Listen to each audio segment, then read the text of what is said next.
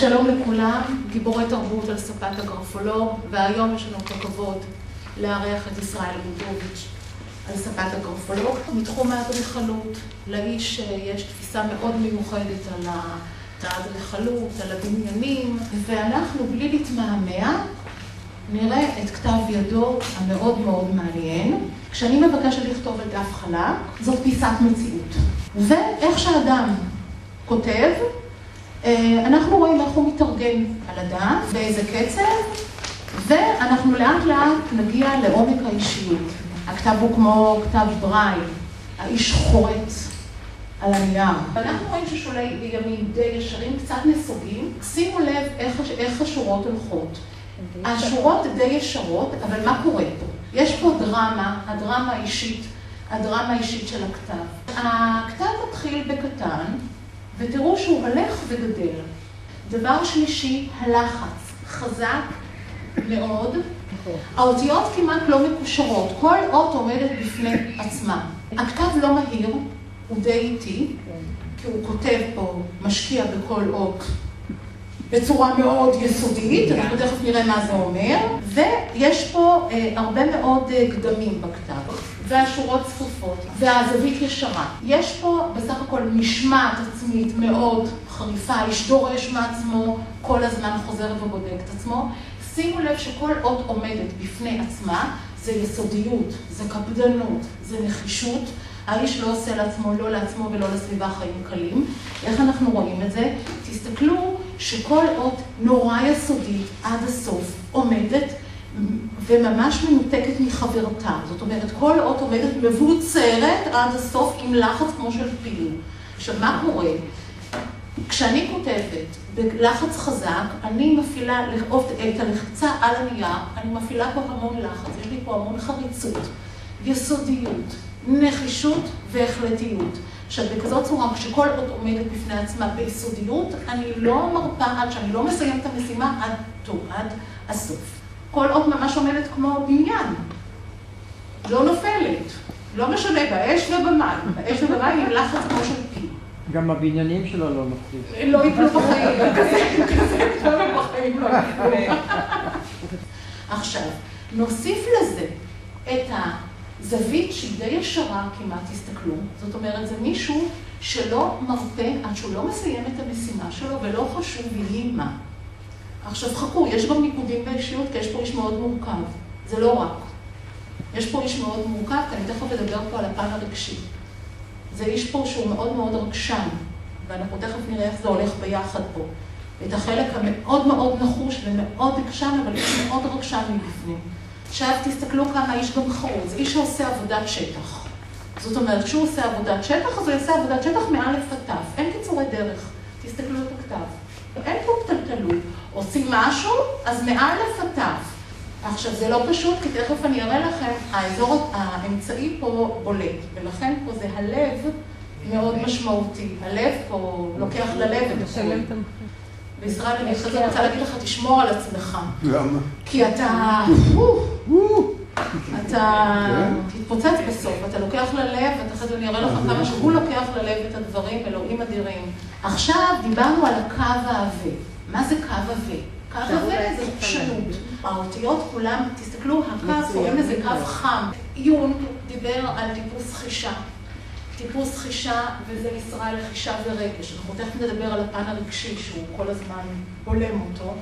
חישה הוא פה, על פי האישיות הוא מוחצן ומופנם ביחד. יוצרים בדרך כלל מופיינים באיזשהו קונפליקט פנימי, ומפה גם בא כוח היצירה, וזה אמר פרויד.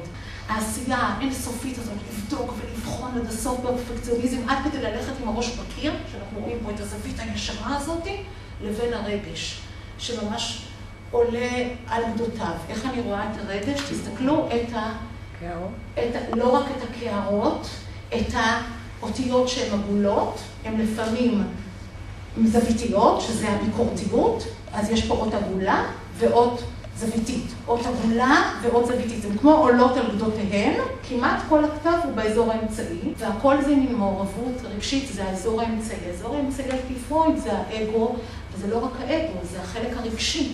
ויש פה את החלק המופנם והמוחצן. טיפוס מוחצן זה טיפוס שבעצם כל גירוי חיצוני משפיע עליו, וטיפוס מופנם שגירוי פנימי משפיע עליו. יש זיכרונות עבר, מאוד זוכר אותם, טראומות הוא יכול לזכור, זה איש שמאוד זוכר, יש לו זיכרון מעולה לפרטי פרטים, זיכרון צילומי. אומר יונג שזה קצת כמו דון קישוט. עוד משהו מאוד מעניין. כל האותיות, שימו לב שהן נסגרות גם כהערה, שזה החלק של הרגש, ואת הקמר, זה ההגנה, והן גם נסגרות, כי הוא חייב את כל מה שקורה פה, הוא מגן על עצמו. יש פה עניין של מרדנות, וכחנות ועמידה על עקרונותיו, ואיך אנחנו רואים את זה. אנחנו רואים את הרבה מאוד זוויות פה, תסתכלו כמה זוויות יש לנו פה, זה הביקורתיות, ותסתכלו את הזווית, הזווית של האותיות, זה לא זז, זה איש שלא אוהב לקבל מרות. עכשיו, כשהוא מחזיק את עצמו כל כך בצורה כזאת, אז יכולה פתאום לבוא התפרצות. למה?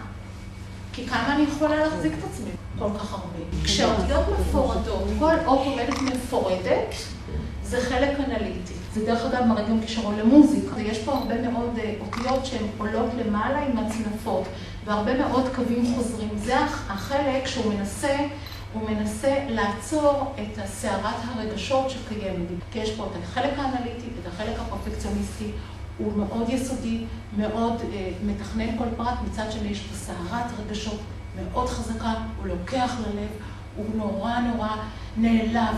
עכשיו, כשיש גדמים, גדם זה בסוף האות, הנה למשל פה. אתם רואים, זה לחץ הקו, זה כמו דגימה של DNA, אי אפשר לזייף את זה. גם לפעמים אפשר לזייף צורה, בבתי משפט הרבה פעמים חייבים את המקור, כי את הלחץ אי אפשר לזייף, וכשיש גדם זה מישהו, זה כמו גדם של עץ, שמישהו מנסה להחזיק את עצמו בכוח, כי יש פה הרבה מאוד תסיסה פנימית. נון ולמד. נון ולמד ישראל זה דמות האב ודמות האם. על פי פרויד. עכשיו, כשאני מדברת על פרויד, זה מדברת על שנות הילדות המוקדמת, עד גיל 5. איך הילד קלט את ההורים, במקרה הזה ישראל הילד, בגיל 5, או דמות אב ואם, אני לא יודעת, הרבה פעמים זה יצא של הסבתא גילה, או אין לי מושג, זה מדע, אני לא יודעת מה היה, אני יכולה לראות את הסיפור של הכותב. נון זה יותר, בגלל שזה יותר, החלק היותר התחתון, שזה בין החלק של האגו לבין החלק של האיד, הלמד זה האזור העליון. עכשיו, הנון משתנה נורא וגם הלמד משתנה, וזה נורא מעניין. עכשיו תסתכלו, הנון פעם היא בכזאת צורה, אתם רואים בצלצל כזה שהולך ככה, עכשיו, גם בצורה כזאת, אבל היא מאוד דומיננטית.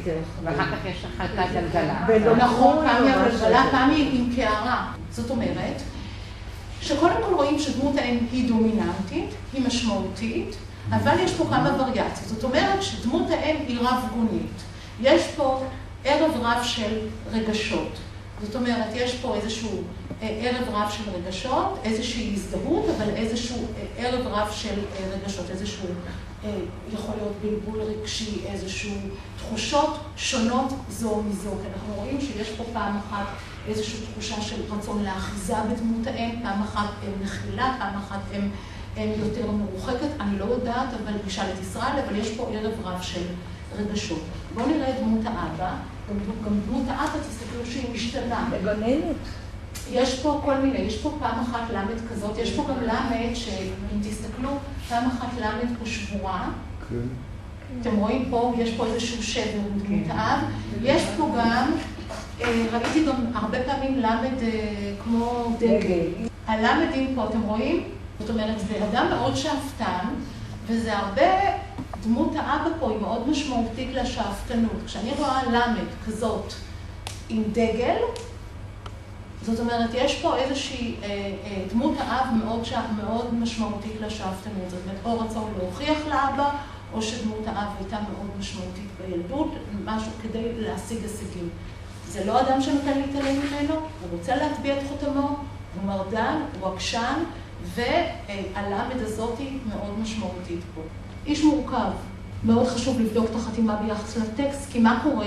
חתימה זה החותם האישי. החתימה יותר גדולה מהטקסט, חשוב לו להבליט את עצמו. יוד נקודה, הרבה פעמים כשלא רוצים תמיד לספר על החיים הפרטיים, עושים הפרדה, הסתרה, כותבים יוד נקודה. שם המשפחה היה לו חשוב פה להדגיש, והוא לא כתב גם עד הסוף. קוראים לזה בפסיכולוגיה unfinished business עם המשפחה. לגבי כל מה שאמרת על הקו ועל הארגון של זה, זה נכון, אני נורא מאורגן, אני לא יודע אם זה באמת משפיע משהו, מציין משהו על האופי שלי, זה את יודעת, אבל אם כן, אז זה כנראה נכון, אני לא אגיד לך לא, הדברים הם די נכונים. הדברים שהם מבחינת תגלית לי הייתה, זה הלמד והנום. זה אני הקשבתי קשב רב. למה? כאלה דברים שאפילו אם תעשי 10 סיבובים, בכלל צריך את זה. בסדר, כן, כי לא... כן, אי אפשר לדעת את זה. אז איך אומרים? אני יכול להגיד, איך אומרים? כי אמרת הרי שהחיים הפרטיים זה לא, זה לא. זה צדק 100%. אז יש משהו בזה, אם תזכרי בכל מה שאמרת, הכל היה נכון. אבל ב100% נכון. היחס לאמא, היחס לאבא, אני לא רוצה לחזור על הדברים, היה ממש מדויק. אני פתאום ככה עשיתי, הסתכלתי טוב עלייך, בשום פנים לא יכלה לדעת את מה שהיא אמרה. בשום פנים. אז אתם, אני מבין, מתעניינים בגרפולוגיה? כנראה יש בזה משהו. לא, אני אומר, כי דרך הכתב הצליחה לחשוף ממש דברים שאי אפשר לדעת אותם. זה מאוד מרתק היה אותי. ולגבי החתימה, איך אומרים? שפו. לא שזה היה נכון, זה היה מדויק. ממש מדויק. היוד עם הנקודה, אני בחיים לא חשבתי על הדברים האלה. קשר לכושר ניהול, אדם שכל כך קפדן והולך לנקודותיו, סומך רק על עצמו ולא על אף אחד אחר, האם הוא יכול להיות גם מנהל? הוא אוטודידקט, זה לא פשוט להסתדר עם מישהו כזה. הוא צריך קודם כל לא שהוא ייתן, לא שהוא ייתנו לו הוראות, אבל הוא צריך באמת לבדוק את העובדים שלו, הוא יבדוק כל דבר, והוא יענה לך, זה לא פשוט. כל מי שאומר זה לבדוק מהר, אתה שואל אם אני יודע לנהל. אני לא יודע אם יש מישהו שיודע לנהל. אבל מה שהיא אומרת זה נכון. אני אקח כל עובד, אני עושה ממנו קציצה אם הוא לא מתאים לי. כל המאפיינים שאמר מופיעים, הוא מסודר תמיד, מאוד היה חשוב לי. אני באמת לא יודע למה. כי זה האופן שלו. אני עכשיו ראיתי את זה בגדול פה, בחיים לא ראיתי את כתב היד שלי ככה. בחיים לא ראיתי את הכובע. באמת מוריד את הכובע.